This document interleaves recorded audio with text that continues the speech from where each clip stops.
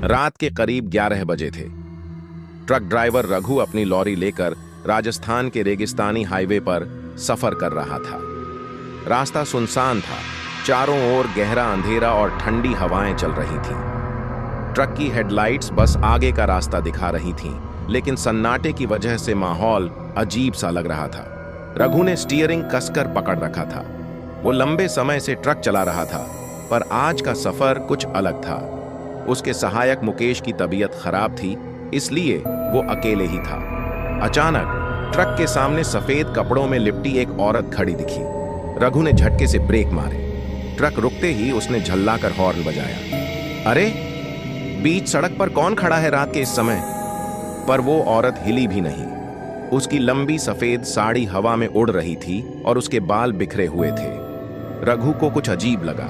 उसने गियर बदला और ट्रक को धीरे धीरे आगे बढ़ाया, मगर जैसे ही वो औरत के पास पहुंचा, वो एकदम गायब हो गई। रघु की रीढ़ में सिहरन दौड़ गई। उसने सोचा कि शायद उसे वहम हुआ होगा, पर तभी ट्रक के ऊपर कुछ गिरने की जोरदार आवाज आई।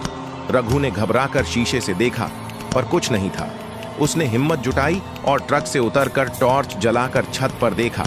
वहां कुछ नहीं था, लेकिन जैसे ही उसने ट्रक के अंदर कदम रखा, पीछे से किसी की हंसी सुनाई दी, एक भयानक ठंडी हंसी। रघु तेजी से मुड़ा, लेकिन वहां कोई नहीं था। अब उसका दिल तेजी से धड़कने लगा। उसने तुरंत ट्रक स्टार्ट किया और तेज रफ्तार से आगे बढ़ने लगा।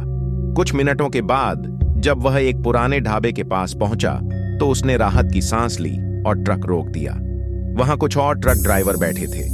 रघु उनके पास जाकर बैठा और डर के मारे कांपती आवाज में पूछा, भाई, इस रास्ते पर कोई औरत देखी है तुमने? ढाबे का बूढ़ा मालिक मुस्कुराया और धीरे से बोला, तूने उसे देख लिया? रघु का गला सूख गया। कौन थी वो? बूढ़े ने कहा, वो इस रास्ते पर बरसों से भटक रही है। कहते हैं कि एक जमाने में एक महिला को उसके पति ने इसी हाईवे पर छोड़ दिया। उसने चलते ट्रक से कूदकर जान दे दी। अब वो हर उस ड्राइवर को रोकती है जो अकेला सफर कर रहा हो, और जो उसकी अनदेखी करता है उसे वो अपने साथ ले जाती है।